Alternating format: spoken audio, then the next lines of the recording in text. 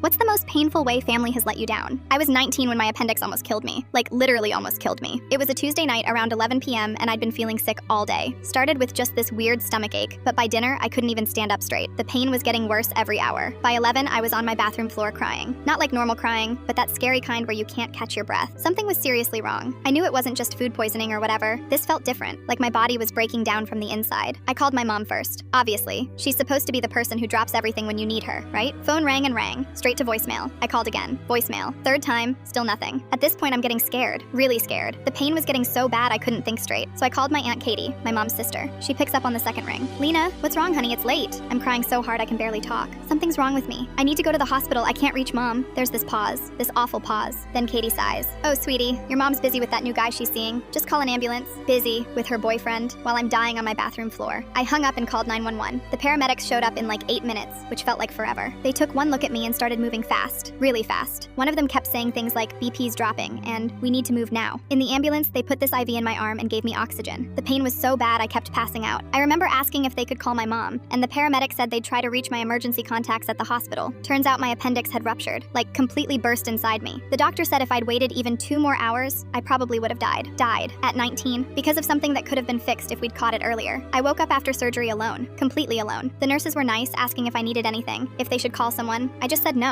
What was the point? For 3 days, nobody came. No texts asking if I was okay, no flowers, no calls. The nurses kept giving me these looks like they felt sorry for me. One of them, this older lady named Helen, even brought me extra pudding cups because she said I looked too skinny. On day 4, my mom finally shows up, not rushing in worried sick, not crying or hugging me. She walks in casual, scrolling through her phone, and sits down like she's visiting someone with a cold. Hey baby, you look better. See? I told you it wasn't that serious. I just stared at her. She wasn't even looking at me. The doctor said you're fine now, right? These things happen. Your Aunt Katie made it sound like you were dying or something. She's so dramatic. That's when I lost it. I almost did die. My appendix burst. They said if I'd waited any longer. She finally looked up from her phone. But you didn't. You're fine. Stop being so dramatic. She stayed for maybe 20 minutes. Spent most of it complaining about hospital parking fees and how her new boyfriend Jake was taking her to some fancy restaurant that weekend. She left saying she'd check on me later. She never came back. When I got discharged, Helen the nurse offered to call me a ride. I said I'd figure it out. Took an Uber home to my empty dorm room. My roommate was gone for the weekend. 2 months later, my cousin Dylan let something slip during Thanksgiving dinner. He mentioned how his mom, my Aunt Rachel, had called around looking for my mom during my surgery. Turns out she wasn't even in town. She'd gone on some weekend trip to Vegas with Jake. Hadn't even been answering her phone because she was trying to disconnect. While I was getting cut open to save my life, she was playing slots in Vegas. That was it for me. I moved out of the dorms that December, got my own place with student loans, and blocked her number. Changed my emergency contacts to Helen the nurse because a stranger cared more about me than my own mother. Haven't spoken to her since. Best decision I ever made.